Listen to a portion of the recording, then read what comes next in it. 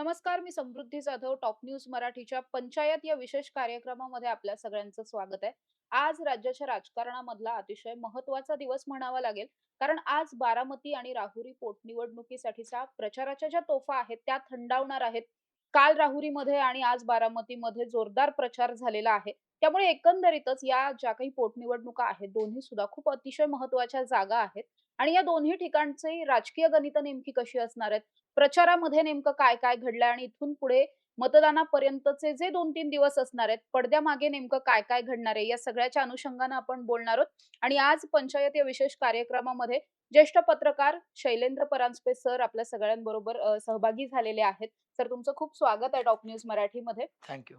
सरांना थेट प्रश्न पहिला असणार आहे, तो बारामतीशी रिलेटेड अर्थात बारामतीमध्ये आत्ता सुद्धा सांगता सभा सुरू आहे.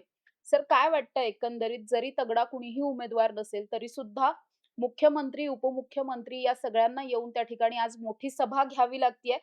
एकीकडे म्हटलं जात होतं, की एखादी निवडणूक जिंकली जाणार आहे आणि किती लाखांचं लीड असेल हे आपण केवळ मोजायचं असं म्हटलं जात असताना, दुसरीकडे आजची ही सांगता सभा. काय वाटतं एक पत्रकार म्हणून? नाही त्याच्यामध्ये आपण सगळे आपापल्या घरी-दारी नातेवाईकांमध्ये बघत असतो, की एखाद्या लग्नाचं निमंत्रण असलं, तर मग लोक काय म्हणतील कोणीच गेलं नाही तर? किंवा कोणाचा मृत्यू झाला तर आणि तुम्ही दिसला नाहीत अंत्यसंस्काराला. म्हणजे ह्यांचं काय हल्ली बिनसलंय की काय अशी लोकांना शंका येते. तसं यासुद्धा प्रचारामध्ये सुनेत्रा पवार यांचा विजय हा ज्याला इंग्रजीत फोरगॉन कन्क्लुजन म्हणतात, तसा स्वच्छपणे की त्या निवडून येणार याच्यात काही शंकाच नाहीये. कारण प्रमुख उमेदवार काँग्रेसचे होते त्यांनीच माघार घेतली महाविकास आघाडीचे आणि आत्ता तर तिथे संपूर्ण पवार कुटुंबही प्रचारामध्ये आहे. भले ते एकत्र दिसत नसतील, पण प्रचार करतायत सुनेत्रा पवारांचाच. त्याचं कारण असं, की एकूणच बारामती हे शरद पवारांचं गाव आणि ते तिथे जवळपास 6-7 दशकं राजकारण करतायत. अजित पवार यांचं नुकतंच निधन झालं. त्यांच्या पत्नी उभ्या आहेत निवडणुकीला. अजित पवारांचं एक 40 वर्षाचं करिअर साधारण तिथं आणि अजित पवारांसारखा नेता घडायला 3-4 दशकं लागतात असं जे फडणवीस म्हणाले त्यांच्या श्रद्धांजलीत, ते खरं आहे. तर तसं शरद पवार, अजित पवार यांच्यासारखे नेते ज्या मातीतनं घडले, तिथली पोटनिवडणूक आहे आणि सुनेत्रा पवार ते जिंकणार हे उघड आहे. जसं राहुरीमध्ये देखील अ, प्राजक्त तनपुरे जे जयंत पाटलांचे भाचे आहेत, की जयंत पाटील हे भारतीय राष्ट्रवादी काँग्रेस शरद पवार पक्षाचे प्रदेशाध्यक्ष होते. एकत्र असतानाही आणि नंतर देखील आणि आता ते प्रमुख विरोधी पक्षातले एक नेते आहेत आणि राज्य पातळीवरचे मोठे नेते आहेत. त्यांनी 9-10 बजेट मांडलेले आहेत जयंत पाटलांनी. त्यांचे भाचे आहेत प्राजक्त तनपुरे. त्यांनी 11th अवरला माघार घेतली. राष्ट्रवादी काँग्रेसचे उमेदवार ते असतील असं असताना, कारण तेही माजी राज्यमंत्री आहेत. त्यांनी अचानक माघार घेतली आणि का माघार घेतली? तर देवेंद्र फडणवीस मुख्यमंत्री यांनी मला फोन करून आश्वासन दिलं, की तुमच्या मतदारसंघातले प्रश्न सोडवू. तर राहुरीतले प्रश्न फडणवीस सोडवणार आहेत, यासाठी प्राजक्त तनपुरे यांनी माघार घेतली. शरद पवारांच्या पक्षाचे उमेदवार असताना. हे याच्या मागेच अनेक गोष्टी आहेत, की जे सुज्ञास सांगणे न लगे या प्रकारचे आहेत, की ज्याला काही किमान कळतं त्याला लक्षात येईल, की प्राजक्त तनपुरेंनी माघार का घेतली. तसं राहुरीची निवडणूक देखील तिथे शरद पवारांनी एक उमेदवार दिला नंतर. पण तरी देखील ती निवडणूक करडिलांना सोपीच आहे. तसंच सुनेत्रा पवारांच्या निवडणुकीची चर्चा जास्त होते, कारण बारामती हा पवारांचा मतदारसंघ आहे. पुणे जिल्ह्यातला मतदारसंघ आहे आणि म्हणून त्याची चर्चा खूप होते. आणि तुम्ही जे प्रश्नात विचारलत आत्ता पहिल्या, की काय वाटतंय आणि त्याच्यामध्ये मुख्यमंत्री त्याच्यानंतर अ, राष्ट्रवादी काँग्रेसचे सगळे राज्य पातळीवरचे नेते, राष्ट्रीय पातळीवरचे नेते म्हणजे प्रफुल्ल पटेल तटकरे वगैरे. कारण सुनेत्रा पवार या अध्यक्ष आहेत त्या पक्षाच्या. आता अलीकडेच निवडून आल्यात निवडलंय त्यांना आणि त्यामुळे त्यांची निवडणूक असल्यामुळे सगळे नेते तिथे आहेत. बरं आपण महायुतीचे घटक आहोत. महायुतीचं सरकार राज्यात आहे. तर फडणवीस प्रचाराला गेले नाही तरी चर्चा होईल. तीच गोष्ट शरद पवारांच्या कुटुंबियांची आहे. महाविकास आघाडीचा उमेदवार जिथे नाहीये, त्यानंतर जरी त्यांनी सुनेत्रा पवारांचा प्रचार केला नाही तरी त्यांच्यावर टीका होईल. त्यामुळे आतून आम्ही सगळे एक आहोत हे एकीकडे त्यांचा प्रॉब्लेम आहे.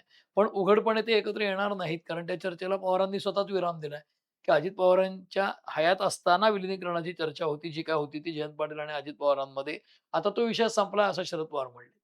आणि ते कुटुंब प्रमुखही स्वतःला म्हणवतात. त्यामुळे त्यांना आता कुटुंबातली सून उभी असल्यामुळे प्रचार करणं भाग आहे, इतकंच त्याचा अर्थ आहे. त्यामुळे मुख्यमंत्री किंवा प्रफुल्ल पटेल किंवा हे सगळे लोकं प्रचाराला गेले, तर त्यांना का जावं लागतंय? अशा प्रश्नापेक्षा त्यांनाही लोकांच्या समोर यावंच लागतंय ना, त्याचं कारण असं नाही आले तरी त्याचे अर्थ काढले जातात. जर आले तरी काय, ते निवडणूक एकतर्फीच आहे. त्यामुळे ते फक्त उपचार आहे. निवडणूक ही व्हावी लागेल. त्याचं कारण असं, की आपल्याकडे सगळ्या गोष्टींना शेवटी कागद काय सांगतो याला महत्त्व आहे. म्हणजे लोकांच्या मनात काय आता सुनेत्रा पवार 100% निवडून येणार आहेत.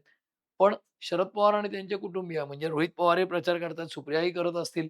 त्याचं कारण असं आहे, की उद्या जर सुनेत्रा पवारांच्या विरोधक जे काही छोटे-मोठे उमेदवार आहेत, त्यांना 1,00,000 2,00,000 अशी मतं पडली तर फारच पंचाईत होईल. म्हणजे आतून यांनी मदत केली का काय विरोधी लोकांना असाही अर्थ काढला जाईल. त्यामुळेच कितीही काही म्हणलं तरी ती पोटनिवडणूक जी आहे, त्याचा जो निकाल लागेल तो उघड आहे. सुनेत्रा पवार जिंकतील. पण तरीही त्या मार्जिनवरून त्यांच्या विरोधी जे उभे आहेत त्यांना मिळालेल्या मतांवरूनही त्याचे अनेक अर्थ काढले जाणार आहेत. कारण प्रश्न बारामतीचा आहे. बाकी कुठल्या मतदारसंघात म्हणजे राहुरीत इतके अर्थ काढले जाणार नाहीत. पण बारामतीत त्याचे अनेकविध अर्थ लोकं लावणार आहेत. म्हणून त्याकडे लक्ष लागलं. म्हणून प्रत्येकालाच तिथे येऊन प्रचार करणं भाग आहे. म्हणजे मुख्यमंत्री अ, त्यांच्या पक्षाच्या 5 राज्याच्या निवडणुकांचेही प्रचार करतायत. ठिकठिकाणी जातायत आणि जर बारामतीत गेले नाही, तर तशीही चर्चा होईल. तुम्ही तामिळनाडूत जाताय, बंगालमध्ये जाणार आहे आणि तुम्ही महाराष्ट्रात प्रचार करत नाही. आपल्याच उपमुख्यमंत्र्याचा ही पण चर्चा होईल. त्यामुळे जसं मी उदाहरण दिलं, आपल्या घरातलं लग्न असेल नातेवाईकाचं आणि तुम्ही दिसला नाहीत तर प्रश्न विचारतात किंवा अंत्यसंस्काराला दिसला नाही तरी प्रश्न विचारतात. "का दिसले नाही बाबा? काय भानगड आहे? काय यांचं काय फाटलंय का सध्या?" तर तसं एक लोकोपचार किंवा लोकांना काय वेडं-वाकडं वाटेल, वाईट दिसेल, या कारणांनी का होईना हे सगळे लोकं तिथे दिसतात. इतकाच त्याचा अर्थ आहे. बाकी काही नाही. या बारामती पोटनिवडणुकीच्या निमित्तानं काँग्रेस पक्ष पुन्हा एकदा केंद्रस्थानी आल्याचं पाहायला मिळालं. म्हणजे अगोदर आम्ही उमेदवार देणार, मग आकाश मोरेंना उमेदवार म्हणून घोषित केलं. मग ऐन वेळेला अर्ज माघारी घेतला. पण असं जरी असलं तरी काँग्रेसकडनं आता असं सांगण्यात येतं, की 2029चा जो आमदार असेल तो काँग्रेस पक्षाचाच असेल. आणि बारामतीची स्थिती जर आपण बघितली तर 1967 ते 1995 पर्यंत तिथे काँग्रेस होतं. नंतर तर पवार कुटुंबाचंच तिथे वर्चस्व जे आहे ते राहिल्याचं पाहायला मिळालं. मग काँग्रेस पक्षाचा हा आत्मविश्वास नेमका अचानक वाढला कुठे किंवा दादांनंतर आता कुठेतरी एक जी स्पेस निर्माण झाली ती स्पेस आपण घेऊ शकतो असं काँग्रेस पक्षाला वाटतं? नाही 2 गोष्टी अशा आहेत, की जसं पुणे जिल्ह्यामध्ये 13 तालुके आहेत आणि त्यातला बारामती हा तालुका शरद पवारांचा बालेकिल्ला आहे. म्हणजे अनेक लोकं राष्ट्रीय पातळीवर त्यांना एकीकडे मराठा समाजाचे नेते म्हणतात, त्याच्यानंतर कोणी देशाच्या शेतकऱ्यांचे नेते म्हणतात, कोणी त्यांना महाराष्ट्राचे नेते म्हणतात, कोणी पुणे जिल्ह्याचे म्हणतात, कोणी अडीच जिल्ह्याचे म्हणतात, कोणी 3.5 जिल्ह्याचे म्हणतात. जे काही आपापल्या वकुबानुसार, मकदुरानुसार लोकं त्यांचं वर्णन करतात. पण बारामती तालुक्याबद्दल कोणी काही प्रश्न विचारणार नाही, कारण बारामती तालुका हा शरद पवारांचाच आहे. पण तिथे देखील शरद पवार ज्यावेळेला दिल्लीकडे गेले 91 साली संरक्षण मंत्री म्हणून, तेव्हा त्यांनी बऱ्यापैकी त्याची सूत्र अजित पवारांकडे दिली. आणि मग अजित पवारांनी बराचसा तिथला विकास घडवला, असा अजित पवार दावा करायचे. मग शरद पवारांच्याकडनं दावा काय केला गेला, अजित पवार सरकारमध्ये सामील झाले किंवा सहकारी म्हणून सहभागी झाले फडणवीसांच्या सरकारमध्ये तेव्हा, की अजित पवारांकडे सूत्र दिली ती शरद पवारांनीच दिली ना. अजित पवारांना घडवलं कोणी शरद पवारांनीच. पण तरी अजित पवारांनी खूप विकासाची कामं केली हे देखील तिथे लोकांना माहिती आहे. त्यामुळे तुम्ही जे म्हणताय आत्ता, की काँग्रेस पुन्हा रिवाईव्ह होतोय का? किंवा काँग्रेसला आशा वाटते का पुढच्या वेळी आपला आमदार असं सपकाळ म्हणाले दत्ता हर्षवर्धन. तर त्याच्यामध्ये 2 प्रकारच्या थिअरीज आहेत, की हर्षवर्धन सपकाळ जे आहेत ते वर्ध्याकडनं आलेले आहेत आणि त्यांना प्रदेशाध्यक्ष केल्यानंतर जनरली असं होतं, की महाराष्ट्रात काँग्रेसपूर्वी जेव्हा म्हणजे शरद पवार फुटण्यापूर्वी काँग्रेसमधून अ, काँग्रेसमधला जो कुठला प्रदेशाध्यक्ष नेमला जायचा, त्याला शरद पवारांच्या विरुद्धच लढायला सांगितलं जायचं. कारण शरद पवार राज्यातले मोठे नेते होते. त्यांच्याविरुद्ध बोललं, की त्या प्रदेशाध्यक्षाला हेडलाईनमध्ये यायचा तो, त्याचं महत्त्व वाढायचं. तसं आत्ता देखील होतं. शरद पवारांवर टीका केली, की माणसाला थोडंसं मोठं झाल्यासारखं वाटतं. कारण त्यांचं स्थान मोठंच आहे महाराष्ट्राच्या राजकारणातलं. तसं तसं आत्ता काँग्रेसला असं का वाटतंय? तर हर्षवर्धन सपकाळ यांनी माझ्या माहितीप्रमाणे केंद्रातल्या सर्व नेत्यांशी तितकीशी चर्चा न करता आम्ही बारामती लढू असं जाहीर केलं. म्हणजे त्याला एक थिअरी अशी लोकं सांगतात, की हर्षवर्धन सपकाळ स्वतःहून कसा निर्णय घेतील? त्यांना केंद्रातल्या नेत्यांचा पाठिंबा असेलच ना, त्याशिवाय ते कसं म्हणतील? पण जे सगळं त्याच्यानंतर घडलं आणि माघारीचं नाट्य घडलं, त्याच्यावरनं असं कुठेतरी वाटतंय, की खूप जास्ती लेव्हलला हर्षवर्धन सपकाळांनी ताणलं उमेदवारीचा विषय. अन्यथा थोडी आधी माघार झाली असती, असं आता वाटतंय. पण तरी देखील राजकारणात कसं असतं, की आज या घडीला त्याचा जो अर्थ निघतो, तो विश्लेषकांना किंवा पत्रकारांनाही काढावा लागतो. आणि मग नंतर कळतं आणि आत्तापर्यंतच्या सगळ्या राजकीय घडामोडी खूप मोठ्या जर तुम्ही पाहिल्यात उलथापालथी देशातल्या, राज्यातल्या, तर पत्रकार हे साधारणपणे बऱ्यापैकी अंतर मागे होते घडामोडींच्या. मग ते पुढे जाऊन काही प्रेडिक्ट करू शकलेत किंवा अचूकपणे काय घडतंय हे सांगितलंय. म्हणजे पहाटेचा शपथविधी तथाकथित असेल किंवा पाठीतला खंजीर खुपसलेला शरद पवारांनी असेल. त्या वेळेला पत्रकारांना त्यावेळेला नेमकं काय घडलं हे सांगता आलेलं नाही. असा इतिहास आहे आत्तापर्यंतचा. तसंच या पर्टिक्युलर केसमध्ये बारामतीमध्ये उमेदवार द्यायचं हे काँग्रेसने ठरवलं आणि दिला आणि त्यांनी माघार देखील घेतली. हे आपल्याला आता माहिती आहे सगळ्यांना. पण त्याच्या दरम्यान जे काय नाटक झालं आपल्याला आठवत असेल, तर काँग्रेसने उमेदवार दिला म्हटल्यावर शरद पवारांना प्रतिक्रिया विचारली आणि त्यांनी काय सांगितलं, की सुनेत्रा पवारांनी अर्ज भरला म्हणजे त्यांच्या सुनेने. तर त्यावेळेला त्यांनी अर्ज भरताना असं गृहीत धरणं योग्य नाही, की आपली बिनविरोध होईल निवडणूक. निवडणुकीची तयारी ठेवायला हवी असं ते म्हणाले होते. वर काँग्रेसने अर्ज का भरला? ते युपीएचे घटक आहेत काँग्रेस आणि ती जागा जशी राष्ट्रवादीच्या कोट्यातली आहे शरद पवारांच्या पक्षाच्या. कारण तिथे अजित पवारांच्या विरुद्ध युगेंद्र पवार लढले होते मागच्या वेळी आणि अजित पवारांच्या निधनानेच तर पोटनिवडणूक होती आहे. मग शरद पवारांच्या पक्षाने आधीच जाहीर केलं, आम्ही उमेदवार देणार नाही. कारण सुनेत्रा पवार उमेदवार असणार हे उघड आहे, अजित पवारांच्या पत्नी. म्हणून ते देणार नसतील तर काँग्रेस देणार हे जाहीर केलं आणि शरद पवारांना प्रतिक्रिया विचारली, की तुम्हाला काय वाटतं काँग्रेसने उमेदवार देणं योग्य का? कारण जनरली अशा वेळेला उमेदवार दिला जात नाही. कोणाचा मृत्यू झाला मोठा तर जनरली. तरीही अपवादात अनेक वेळेला भाजपही निवडणुका लढल्या, काँग्रेस लढल्या, राष्ट्र सगळे लढलेत. पण म्हणतात की आम्ही लढणार नाही. त्या वेळेला सोयीप्रमाणे वागतात.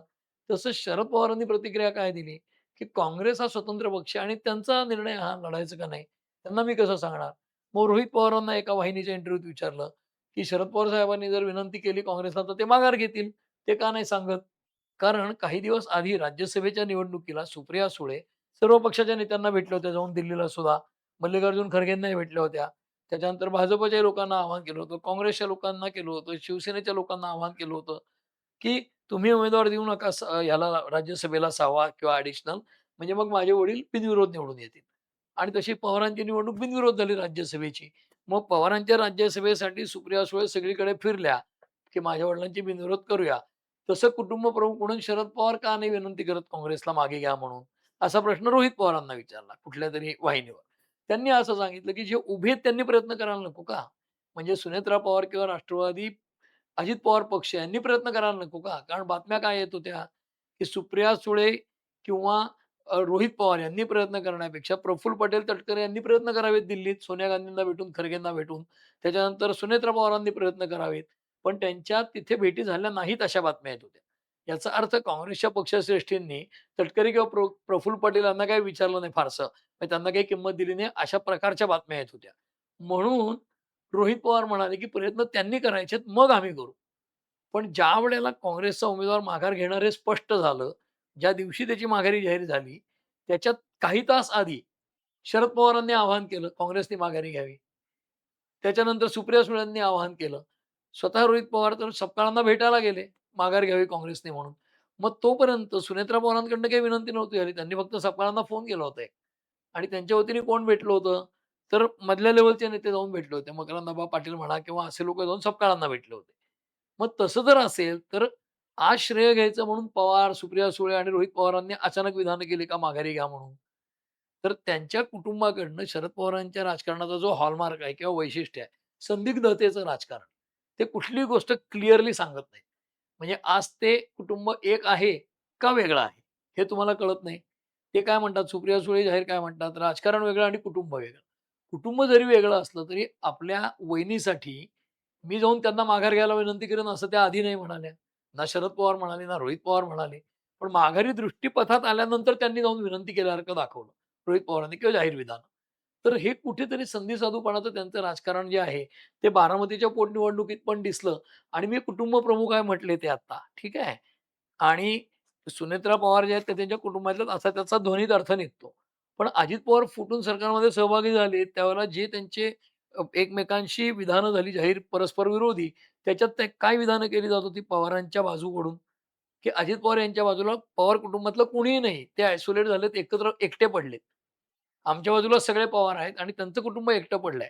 म्हणजे सुनेत्रा पवारांचं कुटुंब आता वेगळं आहे का एकत्र आहे यांच्याबरोबर हे आजही कळायला मार्ग नाही. म्हणजे ते त्यांच्या सोयीने विधानं करतात आणि तेच बारामतीच्या बाय इलेक्शनच्या अर्ज भरण्यापासून माघारीपर्यंत आणि आता प्रचारापर्यंत दिसतंय. कारण प्रचारही ते वेगळा करतायत. म्हणजे आज सुप्रिया सुळे आणि सुनेत्रा पवार एका गाडीतनं फिरून प्रचार करताना दिसतात का? तर मला वाटत नाही तसं काही दिसलंय. किंवा रोहित पवार, शरद पवार, सुप्रिया सुळे, सुनेत्रा पवार, पार्थ पवार मला माहीत नाही आता काही रॅली काढणार असले तर. परंतु असं काही दिसलेलं नाहीये आपल्याला. तर ते म्हणताना म्हणतात एक, पण वागतात वेगळं. हा पवारांच्या राजकारणाचं 65 म्हणजे 67ला ते आमदार झाले. आज त्या गोष्टीला 60 वर्ष होतात. तर 6 ते 7 दशकांचं त्यांचं राजकारण हे पूर्णपणे संदिग्धतेचं आहे. म्हणजे विदर्भ स्वतंत्र व्हावा का? तिथल्या लोकांना हवा असेल तर व्हावा. त्यांना नको अरे पण तुमचं मत काय? तुम्ही 4 वेळा मुख्यमंत्री आहात ना. तुम्हाला काय वाटतं? म्हणजे देवेंद्र फडणवीस यांची भूमिका काय विदर्भाबाबत? स्वतंत्र विदर्भ व्हावा. कधी? विरोधी पक्षात असताना. पण मुख्यमंत्री झाल्यावर ते बोलत नाहीत. कारण त्या पदावर भूमिका घेणं अवघड असतं. पण शरद पवार त्या पदावर नसतानाही ती भूमिका घेत नाहीत. अडचणीची गोष्ट ती आहे. म्हणजे ते त्यांना सोयीची भूमिका घेत राहतात आणि हा आरोप स्वतः अजित पवारांनीच त्यांच्यावर केलाय, की जो त्यांना खोडता आलेला नाही. त्यामुळे तेच त्यांचं राजकारण आणि तेच त्यांचं वागणं आणि तेच त्यांची विधानं बारामतीच्या बाय इलेक्शनमध्ये किंवा पोटनिवडणुकीतही अर्ज भरण्यापासून माघारीपासून प्रचारापर्यंत दिसतात असं मला वाटतं. याच अनुषंगाने एक प्रश्न विचारते, की तुम्ही आता जसं म्हणालात, की शरद पवार आपल्या सोयीने विधानं करतात किंवा काय. तर जेव्हा ही पोटनिवडणूक जाहीर झाली, तेव्हा शरद पवार असं म्हणाले होते, की निवडणूक लढवताना आपल्या समोर कोणीतरी आहे, आपल्या विरोधात कोणीतरी उभं आहे, असं समजूनच निवडणूक लढवायची असते, असं त्यांनी विधान केलं. आणि त्यानंतर अर्ज माघारीच्या अखेरच्या दिवशी काँग्रेसला त्यांनी ही निवडणूक बिनविरोध होण्यासाठी आवाहन केलं. तुम्हाला काय वाटतं नक्की त्यांना ह्याच्यातून काय संदेश द्यायचा होता? नाही संदेशपेक्षा अ, मी म्हणालो, की एखादी गोष्ट घडते. म्हणजे मी तुम्हाला वेगळं उदाहरण देतो. म्हणजे याच्यामध्ये कसं शरद पवारांच्या बाबतीतली ठाम मतं किंवा आपले काही पूर्वग्रह येतात का असं वाटेल. पण ज्यावेळेला 14 ते 19चं सरकार होतं महाराष्ट्रात फडणवीस यांचं, देवेंद्र फडणवीस मुख्यमंत्री होते. तर ते कव्हर करताना अनेकदा जाणवायचं, की दहीहंडीसारखा उत्सव असेल, त्या मंडळांना परवानगीचा विषय असेल, इतके थर करा, तितके थर करा किंवा गणेशोत्सवाचा विषय असेल, सार्वजनिक कुठलाही विषय असेल, तर मग आशिष शेलार जाऊन फडणवीसांना भेटायचे, निवेदन द्यायचे आणि मग ते निर्णय घ्यायचे. म्हणजे मग त्याचं श्रेय भाजपला किंवा आशिष शेलारांना घेता यायचं. थोडक्यात विरोधी पक्षांकडनं काही झालं तर आम्ही ऐकणार नाही, पण आम्हीच सगळं केलं असं दाखवू. तसं आता महिला आरक्षणाचं बिल आहे किंवा त्याच्या आधी जी-एस-टीचा विषय आहे. मोदीसुद्धा विरोधात असताना म्हणजे काँग्रेसचं सरकार असताना जी-एस-टीला विरोध करत होते. पण ते सत्तेवर आल्यावर त्यांनी जी आणला. मग ते म्हणतात काय? त्यांना जर दाखवलं, की तुम्ही विरोधात असताना विरोध करत होतात या बिलाला. आता मात्र कसं आणताय? ते म्हणलं, "नाही, आम्ही म्हणतोय तसं ते बिल नव्हतं तेव्हा." तेच आत्ता महिला बिलाच्या बाबतीत म्हणतायत, की आम्ही म्हणतो त्या पद्धतीने हे आलेलं नाहीये. शेतकरी कायद्यांच्यावरनं जे आंदोलन झालं तेव्हाही तेच म्हणणं होतं, की आम्ही म्हणतो तसे बदल करा. तर हे सगळे पक्ष आपापल्या सोयीच्या भूमिका घेतात. म्हणजे याच्यामध्ये कुठलाही पक्ष अपवाद नाही आणि तुम्ही जो प्रश्न विचारला, ते मी आधीच्या निवेदनात तेच म्हणालो होतो, की काँग्रेसनी निवडणूक लढताना किंवा सुनेत्रा पवारांनी अपेक्षा करताना कारण बातम्या अशा आल्या होत्या, की काँग्रेसचा उमेदवार अर्ज भरतोय किंवा अर्ज दाखल केलाय म्हटल्यावर सुनेत्रा पवार किंवा पार्थ पवार यांनी चिडचिड केली होती. मग पार्थ पवारांनी तर विधान केलं होतं, की काँग्रेस पक्षाचा अंत जवळ आलाय का वगैरे या पद्धतीच्या. त्यांच्यावर टीकाही खूप झाली, की ते इमॅच्युअर आहेत असंही म्हणावं लागलं शरद पवारांना, सुप्रिया सुळेंना किंवा रोहित पवारांना. तर पवार म्हणाले ते अपरिपक्व आहेत म्हणून. त्यांनी जे विधान केलं काँग्रेसबद्दल त्याच्यावरनं. कारण ते चिडून गेलं होतं, की माझ्या याच्या विरोधात उमेदवार कसे देतात? या पद्धतीचं ते राजकारण झालं होतं. आणि तेव्हा शरद पवार काय म्हणाले होते, की तुम्ही अर्ज भरता तेव्हा अपेक्षा करायची नसते बिनविरोध होईल. कुणीतरी येईल समोर ही अपेक्षा करूनच लढायचं असतं. हे ते म्हणतात ते सुनेत्रा पवारांना सल्ला आहे. दुसरीकडे काँग्रेसला बळ दिल्यासारखं आहे, की त्यांनी भरला तर एवढं काही वावगं नाही आहे असं. म्हणजे काँग्रेसला लगेच थोडं स्फुरण चढू शकतं त्या विधानाने. पण नंतर तुम्ही म्हटलात तसं त्यांनी माघारीच्या बद्दलही विनंती केली किंवा विधान केलं. ते का केलं? कारण तेव्हा त्यांना ही माहिती मिळाली होती, की आता माघार होतीये. म्हणून त्याचंही श्रेय घेण्याचा प्रयत्न होता. नाहीतर 24 तासात, 48 तासात, 72 तासात भूमिका अशा बदलतात का? आणि तेच मी म्हणालो, की त्यांच्या भूमिका बदलांचे जे विधानं काढली गेल्या 40 वर्षात, तर म्हणजे 66-67ला ते आमदार झाले. काँग्रेसचे आमदार झाले. 78ला त्यांनी काँग्रेस फोडली आणि पुलोत काढलं. 78ला काढल्यानंतर 86ला पुन्हा काँग्रेसमध्ये गेले. 99ला पुन्हा वेगळा पक्ष काढला. अर्ध्या 1 वर्षातच ते परत सोनिया गांधींबरोबर सत्तेत सहभागी झाले. आज 25 वर्ष त्यांचा पक्ष आहे. 99 सालापासून 25 वर्षही साजरी झाली. तर 25व्या वर्षात कॉन्ट्रिब्युशन काय आहे? तर त्यांचा पक्ष फुटला. ज्यांना त्यांनी घडवलं ते अजित पवार त्यांना सोडून गेले. हे तर सगळं सत्य समोरच आपल्याला दिसतं. आणि दुसरी गोष्ट अशी की 25 वर्षामध्ये आणि 60 वर्षाच्या राजकारणामध्ये त्यांच्या संदिग्धतेच्या राजकारणामुळे निकाल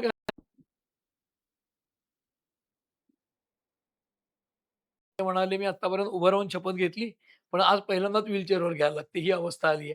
बरं ती शारीरिक अवस्था नाही आहे. याही अवस्थेत त्यांना राज्यसभेत जावंसं वाटतं. त्याच्यावर तुम्ही सोशल मीडिया बघा. सर्वदूर म्हणजे खूप मोठे पत्रकार ते खूप सामान्य माणूस सर्वांनी टीकाच केली, की त्यांनी जाऊन करायचं काय आता राज्यसभेत. पण 60-65 वर्षाच्या राजकारणानंतर आज बारामती मी पुन्हा म्हणालो, की एका जिल्ह्याचे नेते, 3 जिल्ह्याचे नेते, 3.5 जिल्ह्याचे नेते, महाराष्ट्राचे नेते, देशाचे नेते, शेतकऱ्यांचे नेते ही विशेषणं कितीही लावली, तरी आज बारामतीसारख्या एका तालुका प्लेसमधनं त्यांच्या घरातनं 6 लोकप्रतिनिधी झालेत.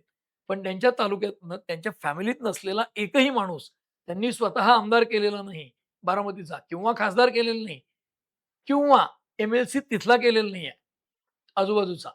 म्हणजे एकही नेता घडवला नाही का त्यांनी बारामतीतनं? पवार वगळता. हे रोहित पवार नेते झाले, सुनेत्रा पवार नेत्या झाल्या, सुप्रिया सुळे नेत्या झाल्या, अजित पवार नेते झाले, पार्थ पवार नेते झाले, स्वतः शरद पवार नेते आहेत, योगेंद्र पवार उमेदवार झाले. पण एकही अन्य माणूस आमदार किंवा खासदार व्हायच्या लायकीचा बारामतीत घडवता नाही आला का त्यांना? हा प्रश्न उरतो आणि म्हणून आता सुद्धा त्या अख्ख्या निवडणुकीत तुम्ही जसं म्हणालात, तसं त्यांचं संदिग्धतेचं राजकारण आणि त्यांच्या मनात काय चाललंय कोणालाच कळत नाही. त्याचंच प्रत्यंतर पुन्हा याही निवडणुकीत आलं. त्यामुळे ती तशी त्यांची जी राजकारणाची गती आणि वाटचाल आहे ती तशीच आहे. त्यात फारशी सुधारणा झालेली नाही आजही, असं म्हणायला लागतं. सर, दोन्ही राष्ट्रवादीच्या विलिनीकरणाच्या चर्चांना स्वतः शरद पवार यांनी पूर्णविराम दिलेला आहे. परंतु आज बारामतीमध्ये जी सुनेत्रा पवार यांच्या प्रचारार्थ जी सांगता सभा होतीये, त्या सभेवेळी ज्यावेळी सुप्रिया सुळे मंचाकडे जात होत्या, त्यावेळी जय पवार हे त्यांच्या सोबत होते आणि त्यावेळी ज्यावेळी त्या भाषणासाठी उभ्या राहिल्या, त्यावेळेस त्यांनी आजचा संपूर्ण दिवसाचा घटनाक्रम सांगितला. मी पुणे दौऱ्यावरती होते, त्यानंतर मी काटेवाडीकडे गेले, आशाताईंना भेटले, मला काय बोलावं ते कळत नव्हतं. त्यानंतर मी दत्तमामा भरणे असतील किंवा हर्षवर्धन पाटील यांना भेटण्यासाठी आले, असं एकंदरीत सगळं सांगितलं आणि त्यावेळी छगन भुजबळ यांचं भाषण मंचावरती सुरू होतं.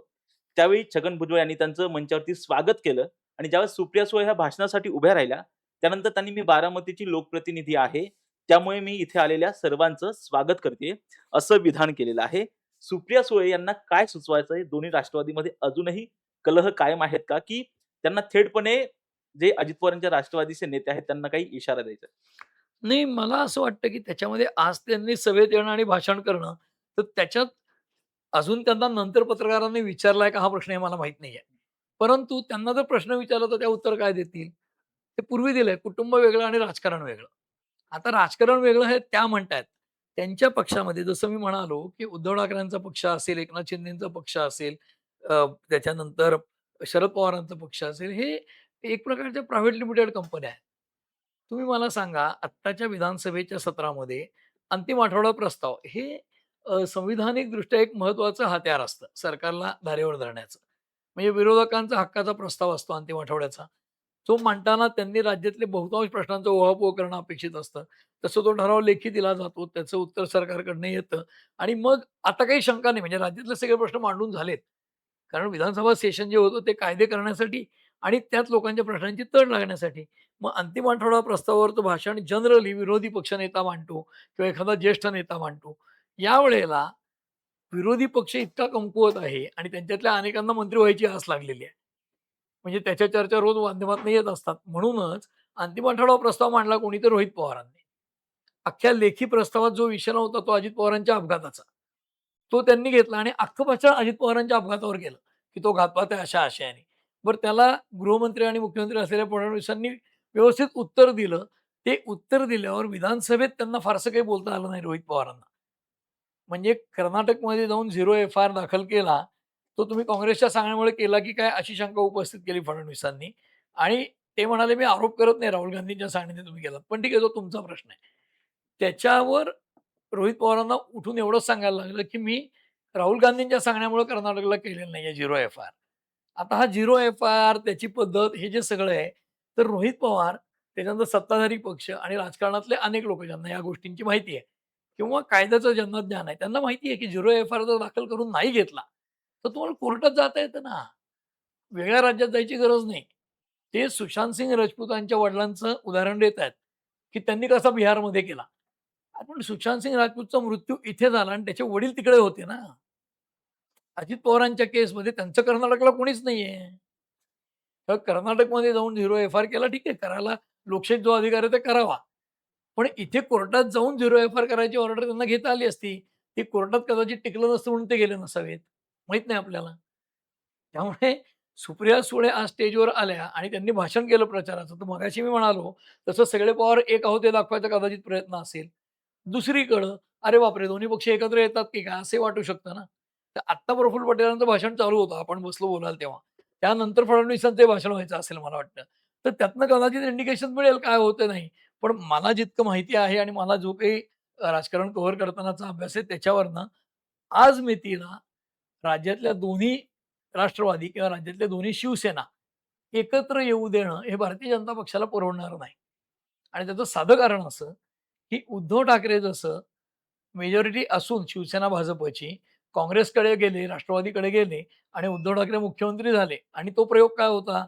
भारतीय जनता पक्ष वगळता अन्य सारे पक्ष असं सरकार आलं ना. भारतीय जनता पक्ष सिंगल लार्जेस्ट पार्टी असून ऑपोझिशनमध्ये बसली. आत्ता देखील त्यांचे 132 स्वतःचे आमदार आहेत कमळ चिन्हावर आलेले. अधिकृत 132, 133 काय आहेत ते. ते तेवढे असूनही बाकी सगळे एकत्र येऊन देवेंद्र फडणवीस आणि त्यांची पार्टी विरोधी पक्षात बसली असा प्रयोग होऊ शकतो का? होऊ शकतो. त्याचं कारण राजकारणाला इंग्रजीत आर्ट ऑफ पॉसिबल असं म्हणतात. म्हणजे काय शक्याशक्यतांचा तो सगळा बाजार आहे आणि त्याच्यामध्ये काहीही शक्य होऊ शकतं का? तर होऊ शकतं राजकारणात. पक्ष फोडणं वगैरे तुलनेने अवघड आहे. ते ऑलरेडी फुटलेत 2. त्यामुळे भारतीय जनता पक्ष 132 असताना विरोधी पक्षात बसेल का? बसू शकतो. ते होऊ द्यायचं नसेल, तर हे 2 पक्ष वेगळे ते राहणंच त्यांच्या दृष्टीने आवश्यक आहे. आज उद्धव ठाकरे आणि एकनाथ शिंदे यांच्यातले वैयक्तिक संबंध लक्षात घेता, ते दोघं एकत्र येतील म्हणजे एकनाथ शिंदे नाराजीच्या बातम्या खूप येतात.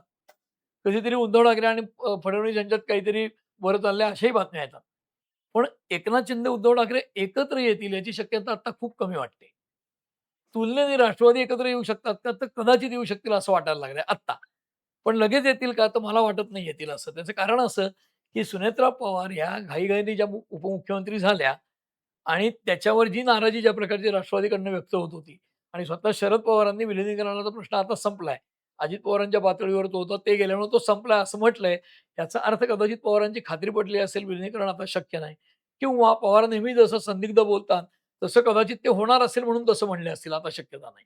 यापैकी काहीही जरी एक असलं तरी आज मितीला 2 राष्ट्रवादी एकत्र येतील असं मला वाटत नाही. सुप्रिया सुळे आपल्या वहिनीच्या प्रचारासाठी आल्या व्यासपीठावर. मग छगन भुजबळ काय किंवा आणखीन कोणीही नेते राष्ट्रवादीतले त्यांचा काही अपमान करतील अशी शक्यता नाही. कारण त्यांच्या उमेदवाराची परीक्षा आहे तिथे. कुठलंही काही इकडे-तिकडे झालं तर निवडणुकीवर परिणाम होत असतो. म्हणून त्या स्टेजवर कुठल्याही प्रकारचा बेरंग करावा असं कोणाचीच इच्छा नसेल. त्यामुळे तसं कोणीही वागणार नाही. पण त्यातनं खूप मोठे पॉलिटिकल अर्थ काढावेत अशी स्थिती आत्ता नाही. कारण ते जसं लग्नात किंवा निधनानंतर लोकं जातात. लोक काय म्हणतील यासाठी जातात. तसं त्या स्टेजवर आलेत. या पलीकडे त्याचा काही फार अर्थ आहे असं मला आत्ता वाटत नाही. सर, म्हणजे वाद्याचे पक्के म्हणून अजितदादा ओळखले जातात. आता त्यांचेच राजकीय उत्तराधिकारी म्हणून पार्थ पवार यांच्याकडे पाहिलं जातं. त्यांनी राज्यसभेच्या खासदारकीची ज्यावेळी शपथ घेतली, त्यावेळेस त्यांनी तो आपण गुलाबी जॅकेट सुद्धा पाहिला. त्या जॅकेटमध्ये शपथ घेतली. परंतु ज्यावेळी त्यांनी माध्यमांशी बोलताना एक विधान केलं होतं, की आता काँग्रेस पक्षाचा डाउनफॉल सुरू झालेला आहे आणि आम्ही कोणत्याही पक्षाला विनंती करणार नाही, की त्यांनी उमेदवारी मागे घ्यावी किंवा उमेदवारी अर्ज भरा किंवा नको भरा. या बाबतीमध्ये आम्ही कोणतीही विनंती करणार नाही, अशा पद्धतीचं विधान पार्थ पवार यांनी केलं होतं. परंतु जर पाहिलं तर त्यांच्याच पक्षांच्या नेत्यांकडून काँग्रेस पक्षाने उमेदवारी अर्ज मागे घ्यावी यासाठी अर्ज करण्यात आले, गाठीभेटी घेण्यात आल्या. काय वाटतं पार्थ पवार अजितदादांचे उत्तराधिकारी म्हणून? पार्थ पवारांच्या बद्दल स्वतः शरद पवारांनी मावळत्या निवडणुकीच्या वेळी त्यांच्या शब्दाला मी काळीची किंमत देत नाही असं म्हणलो. अलीकडे जेव्हा काँग्रेसवर तुम्ही म्हणताय ती टीका पार्थ पवारांनी केली, डाउनफॉल सुरू झालाय. त्याच्यावर अपरिपक्वपणाचं विधान आहे असं शरद पवार म्हणाले होते. आता महाराष्ट्राच्या राजकारणामध्ये 60 वर्ष राजकारण करणाऱ्या शरद पवारांना त्यांचा नातू पण व्यवस्थित माहिती आहे आणि राजकारणाने व्यवस्थित माहिती आहे. त्याच्यापुढे आपण काय बोलणार? पण तुम्ही जे म्हणताय, की अजित पवारांचे उत्तराधिकारी म्हणून काय वाटतं? तर मला असं वाटतं, की अजित पवारांसारखा नेता घडायला खरोखर 30-40 वर्षाचा जो पिरियड लागला, तसा लागतो. दुसरी गोष्ट त्यांना समोर शिकायला आयडॉल शरद पवार होते. तसं पार्थ पवारांची जडण-घडण कशी झाली मला अचूकपणे माहीत नाहीये. आणि ते जे घडलेत ते आपले वडील अजित पवार यांच्या छायेमध्ये घडलेले आहेत. त्याच्या पलीकडे जाऊन त्यांचा राजकारणाचा अनुभव काय तर मावळची निवडणूक ते हारलेत बारणेंच्या विरुद्ध आणि त्या निवडणुकीचा त्यांना अनुभव आहे. त्यानंतर त्यांनी काय केलंय तर ते आता राज्यसभेची शपथ घेतली आहे त्यांनी. त्याच्या पलीकडे त्यांच्या पक्षात सुद्धा अजित पवार असताना हे काही फार मोठे सक्रिय होते किंवा 4 मेळावे घेतलेत, भाषणं केलीत असं मला दिसलेलं नाही. त्यांनी मावळत्या निवडणुकीत जे भाषण केलं तेही काही म्हणजे ठीक आहे नवीन असताना म्हणजे अमिताभ बच्चनचे सुद्धा 13 सिनेमे फ्लॉप होते. अटल बिहारी वाजपेयींची सुरुवातीची भाषणं काही ग्रेट नसतील, चर्चिलचीही नसतील. पण ही मोठी नावं घेताना पार्थ पवार त्या लायकीचे आहेत किंवा लेव्हलचे आहेत असं माझं बिलकुल म्हणणं नाही. तर सुरुवातीची भाषणं फेल गेली म्हणून एखाद्याला रिडिक्यूल करणं बरोबर नसतं. तसंच तुम्ही जे अजित पवारांचे उत्तराधिकारी म्हणताय, ते त्यांचे चिरंजीव आहेत आणि त्यांनी राज्यसभेची शपथ म्हणजे घेतली आहे. जे पण राजकीयदृष्ट्या ते त्यांचे उत्तराधिकारी होतील का? हे सांगायला खूप काळ द्यावा लागेल. वाद्याचे जे पक्के म्हटलं जातं ना अजित पवार यांच्या बाबतीमध्ये, ते अजित म्हणालेले होते, की पवार आम्ही कशाही पद्धतीची विनंती करणार नाही, की उमेदवारी अर्ज मागे घ्या. त्यांच्याच पक्षाकडून जे आहे विनंती करण्यात आली. नाही, नाही. म्हणजे जनरली मी तयारी करतो इंटरव्ह्यूची. पण अजित पवारांच्या बाबतीत मी सगळ्यांना सांगतो, की अजित पवार जेव्हा पहिल्यांदा खासदार झाले 91 ला, त्यावेळेला सुरुवातीला त्यांची तुलना हर्षवर्धन पाटलांशी व्हायची. हर्षवर्धन पाटील पुण्यात शिकले होते, इंग्लिश माध्यमातले, पर्सनॅलिटी प्लेझंट वाटते. तुलनेने अजित पवार असे रुरल एरियातनं आलेले होते, ॲरोगंट होते, ठाडकन बोलायचे. तर बघा इंदापूर आणि बारामतीचे 2 शेजारी आहेत. एक या पुतण्या शंकरराव बाजीराव पाटलांचा, एक शरद पवारांचा. पण शंकरराव पाटलांचा पुतण्या कसा हुशार आहे, कसा प्लेझंट आहे, कसा इंग्रजी बोलतो, कसा छान बोलतो, वागतो, कल्चर्ड आहे, अशी चर्चा व्हायची. ओव्हर द इयर्स 25 वर्षांनी काय झालं? हर्षवर्धन पाटलांना साधी आमदारकीची निवडणूक जिंकता येत नाही स्वतःच्या ताकदीवर आणि अजित पवार पक्ष चालवत होते. शरद पवारांचा पक्ष फोडला त्यांनी आणि ताब्यात घेतला. तर असं 1 वर्षात, 6 महिन्यात, 3 महिन्यात जज करणं माणसाला बरोबर नाही. हं. पण वाद्याचे पक्के अजित पवार जे म्हणतायत ते त्यांचं अलीकडची इमेज आहे. म्हणजे गेल्या 10 वर्षातली, 15 वर्षातली कारण ते मंत्री 99 ला झाले ना. हं. त्याच्या आधी राज्यमंत्री होते मला वाटतं. त्यामुळे म्हणजे 95 ते 99 सरकारच नव्हतं. त्याच्या आधी ते राज्यमंत्री होते एका खात्याचे काहीतरी. 93-95 काळात जेव्हा शरद पवार परत वरनं खाली आले तेव्हा सुधाकरराव नाकांच्या मंत्रिमंडळात. तर अजित पवारांना सुद्धा डेव्हलप व्हायला 91 पासून 25 पर्यंत आपण पाहिलं आणि त्यात 99 सालानंतर त्यांची पर्सनॅलिटी लोकांना माहीत झाली. तेव्हाही ते ज्युनियरच होते मंत्री. तसं रोहित आपल्या पार्थ पवारांना आज खासदारकी होऊन महिना दीड महिना झाला. अजित पवार जाऊन काय 28 जानेवारीपासून काय जे 2-3 महिने झालेत ते झालेत. त्यामुळे त्यांना आत्ता एकदम जज करणं आणि त्यांच्यावर शिक्का मारणं योग्य असं मला वाटत नाही. फक्त अजितदादा शब्दाचे पक्के होते हे अलीकडच्या काळातलं आहे. सुरुवातीला ते जे वागत होते ते पूर्ण शरद पवारच निर्णय घ्यायचे ना, म्हणजे त्यांना काही असे निर्णयाचे अधिकार नव्हते ना. पण त्यांचा एक चांगला गुण होता, की एखादं काम होणार नसेल तर तोंडावर नाही सांगायचे. खेटे घालत बसू नका आणि हो म्हटलं तर करायचे.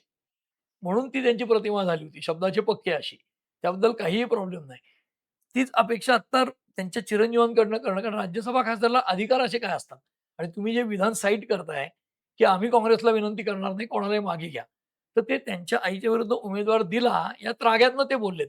कारण जे शरद पवार म्हणाले होते, की कुणीही आपल्याविरुद्ध लढणार नाही, ही अपेक्षा करणं बरोबर नाही अर्ज भरताना.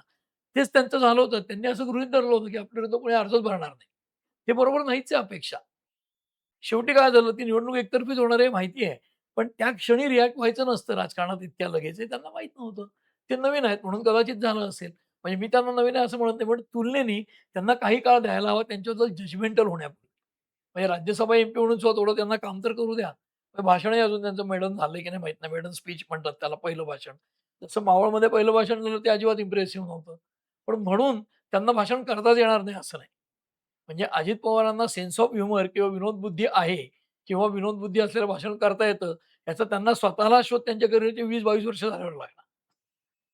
कारण भाषण लिहून दिलेलं प्रेझेंट पण करता यायला लागतं. मग लोकांना इम्पॅक्ट गेला, 4 चौकटी छापून आल्या. मग त्यांच्या लक्षात आलं, "अरे, आपण पण हे करू शकतो बरं का बुवा." म्हणून अलीकडे ते बऱ्याचदा त्या गोष्टी करायचे. म्हणजे अनेकदा, की मध्ये चिठ्ठी आली तर बघा काय चिठ्ठी दिली, ते अनेक व्हिडिओ व्हायरल आहेत त्यांचे, ते तुम्ही बघू शकता. तर हे माणूस घडत जातो ना. तसं पार्थ पवारांना एकदम अचानकपणे झोडत सुटणं किंवा त्यांच्याकडनं सगळ्या गोष्टींची अपेक्षा करणं लगेच, हे योग्य नाही. म्हणजे त्यांची बाजू घ्यायचं कारण नाही अजिबात. पण it is very early for us to जज हिम. त्यांना इतक्या लवकर काहीतरी जज करणं हे योग्य नाही आणि अजित पवारांच्या मुलगा म्हणून त्या क्वालिटीज त्यांच्याकडे असतील, अशा अँगलनी बघणंही योग्य नाही त्यांच्याकडे आत्ता, असं मला वाटतं. सर पुन्हा आपण मूळ मुद्द्याकडे येऊयात. निवडणूक खूप महत्त्वाचा विषय आहे आजच्या या आपल्या लाईव्हमधला. निवडणुकीच्या दृष्टिकोनातून बारामतीमधलं चित्र तर पूर्णच क्लिअर आहे, आपल्याला माहिती आहे. मात्र तिकडे राहुरीमध्ये प्राजक्त तनपुरे हा खूप महत्त्वाचा पॉइंट आहे, की ते कुणाला पाठिंबा देतील, कुणाच्या पाठीशी उभे राहतील. म्हणजे आज अगदी रोहित पवार आज सकाळी पुण्यातच असं म्हटलेत, की आम्हाला खात्री आहे, की ते पुरोगामी नेते आहेत. ते भाजपबरोबर जाणार नाहीत. ते आपल्याबरोबर राहतील आणि आपल्या उमेदवाराला निवडून आणण्यासाठी, जिंकवण्यासाठी पूर्ण प्रयत्न सुद्धा करतील. तुम्हाला काय वाटतंय? सगळं काही आता तनपुरेंवरती डिपेंड आहे. तुम्हाला काय वाटतं काय करतील?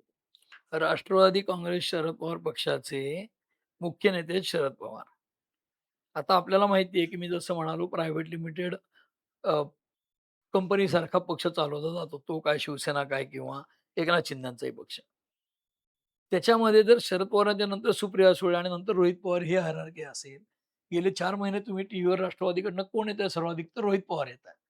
मग रोहित पवार असं का म्हणतायत, की राहुरीमध्ये प्राजक्त तनपुरे पुरोगामी विचाराचे आहेत आणि ते आमच्या उमेदवाराला आणतील. ते असं का नाही म्हणत आहेत, की सुनेत्रा पवारांचा विजय निश्चित आहे म्हणून मीच जाऊन राहुरीत विजय खेचून आणतो म्हणून. असं का नाही म्हणत आहेत ते? असं नाही म्हणत आहेत ना. ते तर कर्जत जामखेडमधनं निवडून आलेत, की तो नगर जिल्ह्यातच येतो. मग राहुरीत मी जातो आणि कसा विजय मिळत नाही ते बघतो. असं का नाही म्हणत आहेत? नाही म्हणत आहेत ना. त्याच्यातच सगळं येतं ना.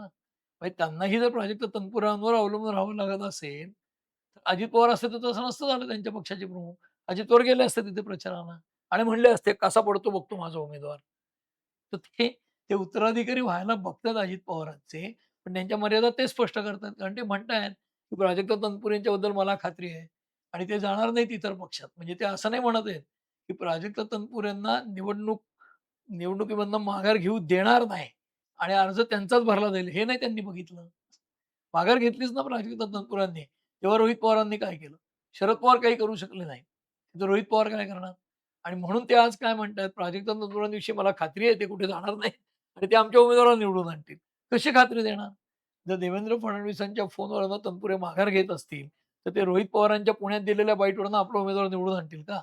तुम्हीच मांडा रेशो प्रपोर्शन आणि करा विचार. पण एकंदरीत तुमचा अंदाज काय सांगतोय तनपुरेंच्या बाबतीत? काय सांगणार अंदाज? त्यांनी जे विधान केलंय, आज तुम्ही विचार करा, ते शरद पवारांच्या पक्षाचे माजी राज्यमंत्री आहेत. जयंत पाटलांचे भाचे आहेत. ही सगळी चर्चा का होते आणि रोहित पवार का म्हणतात मला खात्री आहे ते सोडणार नाहीत पक्ष अशी. तर जयंत पाटीलच पक्ष सोडतील का काय ही चर्चा चालू आहे माध्यमात गेले 4 वर्ष. म्हणजे जयंत पाटलांना डेस्परेटली मंत्री व्हायची ही चर्चा अनेकदा माध्यमातून केली जाते आणि त्याला समाधानकारक उत्तर मिळालं नाहीये. आत्ता मी तुम्हाला उदाहरण दिलं, अंतिम आठवडा प्रस्तावाचं भाषण जयंत पाटलांनी नाही केलं. भास्कर जाधवांनी नाही केलं. रोहित पवारांनी केलं. याचा अर्थ काय? या सरकारवर कडाडून टीका करण्याचं हे लोकं टाळतात विधानसभेत हे दिसतंय स्वच्छपणे. भास्कर जाधव काही प्रमाणात करतात, पण जयंत पाटलांनी काही अशी भयंकर खरबरीत टीका केलेली नाही या सेशनमध्ये. आपण प्रत्यक्ष त्या बंद दाराआडच्या चर्चेत नसलो एखाद्या मीटिंगमध्ये, तरी त्यावरनं ताकभात किंवा परिस्थितीजन्य पुरावे किंवा सर्कमस्टन्शियल एव्हिडन्सेस आपण जुळवतो आणि त्यातनं काही निष्कर्ष काढतो राजकारणाचे. तसं जयंत पाटील जर आक्रमक भूमिका घेत नाहीयेत आणि त्यांचे भाचे असलेले प्राजक्त तनपुरे फडणवीसांच्या फोनवरनं उमेदवारीची माघार घेत आहेत. म्हणजे राष्ट्रवादी काँग्रेस शरद पवारांच्या पक्षाची ऐनवेळी पंचायत झाली, की त्यांनी ज्याला उमेदवार ठरवलं तो माघार घेतोय आणि कशामुळे घेतोय? त्याला काही साक्षात्कार नाही झाला कुठला. त्यांना फडणवीसांचा फोन आला. फडणवीस म्हणाले, "मी सगळे प्रश्न सोडवीन राहुरीतले." म्हणून त्यांनी माघार घेतली. अरे प्रश्न सोडवण्याचं श्रेय आमदाराला मिळेल ना, तुम्हाला थोडंच मिळणार आहे. म्हणजे तनपुऱ्यांचं हे जाहीर विधान माध्यमांशी बोलताना काय आहे, मला मुख्यमंत्र्यांचा फोन आला. त्यांनी मला सांगितलं, की "मी तुमच्या इथले सगळे प्रश्न सोडवतो. तुम्ही काही काळजी करू नका. तुम्ही माघार घ्या." म्हणजे फडणवीस कॉन्स्टिट्युएन्सीचे प्रश्न सोडवणार आहेत म्हणून तनपुऱ्यांनी माघार घेतली आणि राहुरीत कर्डिल यांच्या मुलाला निवडणूक सोपी केली. तर ते श्रेय कसं घेतील ते प्रश्न सोडवल्यावर? मला कळत नाही आणि जर फडणवीसांच्या विनंतीने तनपुरे माघार घेत असतील शरद पवारांच्या इच्छेविरुद्ध किंवा जयंत पाटलांच्या इच्छेविरुद्ध, तर रोहित पवारांना त्यांची खात्री कशी वाटते आज? हे काही न कळणार आहे राजकारणात असं मला वाटतं. सर या सगळ्यामध्ये प्रामुख्याने बारामती आणि राहुरीच्या पोटनिवडणुकीच्या बारामतीची पोटनिवडणूक बिनविरोध व्हावी यासाठी अनेक प्रयत्न झाल्याचं पाहायला मिळालं. मग on record, of the record अनेक गोष्टी झाल्याचं पाहायला मिळालं. तर तसं ज्या पद्धतीने बारामतीत काँग्रेस उमेदवाराने माघार घ्यावी म्हणून देवेंद्र फडणवीसांनी हर्षवर्धन सपकाळांना फोन केला आणि इकडे तनपुरेंना तिकडे बंद दाराआड फोन केला. तसाच फोन जर फडणवीसांनी शशिकांत शिंदेंना प्रदेशाध्यक्ष म्हणून केला असता, तर कदाचित राष्ट्रवादी काँग्रेस पार्टी शरदचंद्र पवार पक्षाचे जो उमेदवार गोविंद मोकाटे आहेत, ते त्या निवडणुकीमध्ये नव्हते. मग नसते. तर मग तितका प्रयत्न राहुरीसाठी का नाही झाला बिनविरोध निवडणूक व्हावी? नाही फडणवीसांनी बारामतीसाठी प्रयत्नच केला नाही आधी.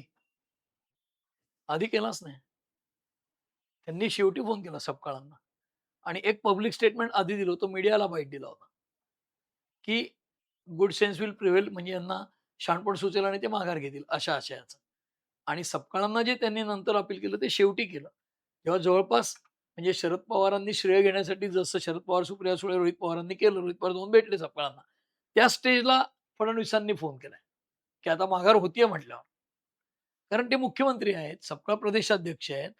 मुख्यमंत्र्यांनी त्यांना विनंती केली आणि त्यांनी धुतकारली ती, तर त्यांचीच किंमत कमी होईल ना. तसं राहुरीमध्ये त्यांनी प्राजक्त तनपुरेंना फोन केला आणि मग तनपुरेंनी माघार घेतली त्यांचं आश्वासन ऐकून. तर त्यांना फोन करतानाच खात्री असेल, की हा नक्की आपला ऐकेल. ती खात्री झाल्यावरच फोन केला असेल. म्हणजे शरद पवारांनी खरगेंना विनंती का नाही केली आधी? कारण त्यांना वाटलं असेल, की नाही ते ऐकणार आपलं. ते ठेवतील उमेदवार. तोपर्यंत विनंती केली नव्हती. राजकारणात लोकं आपल्या शब्दाची किंमत राहावी याचा प्रयत्न करतात ना. तसं तुम्ही जे म्हणालात त्याच्यात राहुरीमध्ये त्यांनी तनपुऱ्यांना प्रयत्न केला ना, तनपुऱ्यांना माघार घ्यायला लावली ना फडणवीसांनी फोन करून. ते रेकॉर्डवर आहे. तनपुऱ्यांनी बाईट पण दिलाय तसा. त्यामुळे राहुरीत प्रयत्न केले, पण उलट त्यांनी इकडे केले नाहीत. कारण अजित पवारांच्या पत्नी आहेत, ते एका वेगळ्या पक्षाच्या अध्यक्ष आहेत. आणि त्या करतील काँग्रेसला रिक्वेस्ट. त्यांचा प्रयत्न झाला की मग आपण करू. जसं विलिनीकरणाबद्दल काय म्हणालेत फडणवीस वेळोवेळी विचारलं पत्रकारांनी, की हा त्या पक्षांचा प्रश्न आहे. आम्ही त्यात पडत नाही. त्यांचं विलिनीकरण व्हावं किंवा होऊ नये. पण ते महायुतीचे घटक आहेत. त्यामुळे असं काही पाऊल उचलण्यापूर्वी ते आम्हाला कल्पना देतील. ही अपेक्षा त्यांनी व्यक्त केली आहे. की अजित पवारांची चर्चा चालू असेल जयंत पाटील किंवा शरद पवारांची विलिनीकरणाची, तर ते मला बोलले असते. कारण गेल्या 7-8 वर्षात अजित पवारांचा सगळ्यात जवळचा राजकारणातला मित्र कोण असेल तर मी आहे. असं ते म्हणाले 2-3 इंटरव्ह्यू फडणवीस. याचा अर्थ काय? तर अजित पवार मला न सांगता विलिनीकरणाची चर्चा करणार नाहीत, असा विश्वास त्यांनी व्यक्त केला. सेम केस राहुरीमध्ये त्यांनी प्रयत्न केला आणि तनपुरेंना फोन करताना त्यांना खात्री होती, की तो माघार घेणार आहे आणि तसं झालं ना. आणि तशी खात्री असल्याच्या त्यांनी तनपुरेंना फोन केला नसता, नाहीतर मग पंचायत झाली असती. तनपुरे म्हणले असते, "आत्ता मुख्यमंत्र्यांचा फोन आला होता आणि मी म्हटलं मी काय घेत नाही माघार." मग शरद पवार, रोहित पवार सगळ्यांची विधानं आली असती, की हे भीक मागतात आमच्याकडे. मग पंचायत होऊन बसली असती. तर त्यांनी तनपुरेंना फोन केला तेव्हा कदाचित जयंत पाटलांनी समजावून सांगितलं असेल तनपुरेंना, की "अरे बाबा 2 वर्ष निवडणूक आहेत आपल्याला जायचं भाजपकडे सगळ्यांना. कशाला लढत बसतो? तुला एम-एल-सी करूनही मंत्री करता येईल." म्हणजे कर्डिले आमदार तिथला आणि एम-एल-सी होऊन तनपुरे मंत्री असे होऊ शकतो उद्या, सांगता येत नाही. राजकारणात काही अशक्य नसतं आणि असं काहीतरी असल्याशिवाय तनपुरे कशाला माघार घेतील? म्हणजे कर्डिलेंच्या मुलासमोर माघार घ्यायची, म्हणजे तो आमदार होईल आणि आपण काहीच नाही. हे कसं राजकारणात मान्य केलं जाईल? काहीतरी प्रॉमिस असेल फडणवीसांचं, की जे त्यांनी बाहेर सांगितलेलं नाही. सांगितलं काय, की मतदारसंघाचे प्रश्न सोडवीन. पण माझे प्रश्न पण ते सोडवणार आहे, ते त्यांनी सांगितलं नाही मीडियाला. ते असेल कदाचित. म्हणून तुम्ही जो प्रश्न विचारलात, की बारामतीत प्रयत्न केले पण इकडे नाही. तर उलट्या राहुरीत प्रयत्न केले, बारामतीत तुलनेने तितके नाही केले.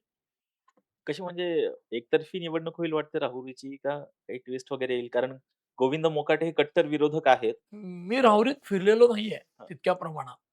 म्हणजे त्यामुळे आणि दुसरी गोष्ट काय आहे, की शरद पवारांच्या पक्षाच्या उमेदवाराचा प्रचार करायला शरद पवार तितके सक्षम नाहीयेत आणि यांनी जे प्रश्न विचारला आता त्याच्यामध्ये जर रोहित पवार राहुरीची निवडणूक प्राजक्त तनपुऱ्यांवर सोडत असतील, की मला विश्वास आहे ते पुरोगामी विचाराचे ते जाणार नाहीत भाजपमध्ये किंवा ते आमच्या उमेदवाराला निवडून आणतील, तर मग अवघड आहे शरद पवारांच्या उमेदवाराचं असं आत्ता तरी वाटतं.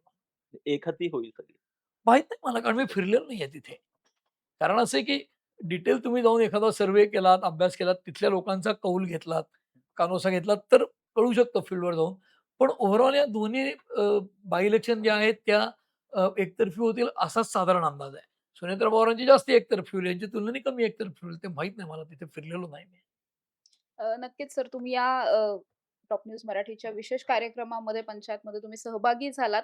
तुमचं आत्तापर्यंतचं ज्येष्ठ पत्रकार म्हणून जे काही विश्लेषणं होती, आत्तापर्यंतचे अंदाज होते, हे सगळे आमच्याबरोबर शेअर केलेत यासाठी खूप थँक यू आणि विशेष म्हणजे या सगळ्या ज्या निवडणुका आहेत, त्या अगदी तोंडावरती आलेल्या आहेत. आपल्याला सुद्धा वेळेची मर्यादा आहे. त्यामुळे आता सरांनी जे काही सांगितलंय, की दोन्हीकडच्या निवडणुका या जवळ-जवळ बिनविरोध होणार आहेत. कितीचं लीड मिळणार एकतर्फी असं म्हणूया हां, आपण. बिनविरोध एक नाही, इलेक्शन होतीच एक आहे ना. नक्कीच. एकतर्फी होणार आहेत असं आपण म्हणू शकतो. केवळ लीड कितीचं असेल वगैरे हा महत्त्वाचा विषय असणार आहे या दोन्ही सुद्धा निवडणुकांमध्ये. त्याचबरोबर पडद्याच्या मागे अनेक गोष्टी घडतायत, ज्या राहुरीसाठी कदाचित इम्पोर्टंट असतील, बारामतीसाठी फार काही तसं इम्पोर्टंट नसणार आहे. त्यामुळे उरलेले जे काही आता 2-3 दिवस आहेत, या 2-3 दिवसांमध्ये काय होणार आणि कुणाला किती लीड मिळणार, हे पाहणं सगळ्यात जास्त महत्त्वाचं असणार आहे. अशाच ताज्या आणि महत्त्वाच्या बातम्यांसाठी तुम्ही पाहत राहा टॉप न्यूज मराठी. आपला महाराष्ट्र, आपली बातमी.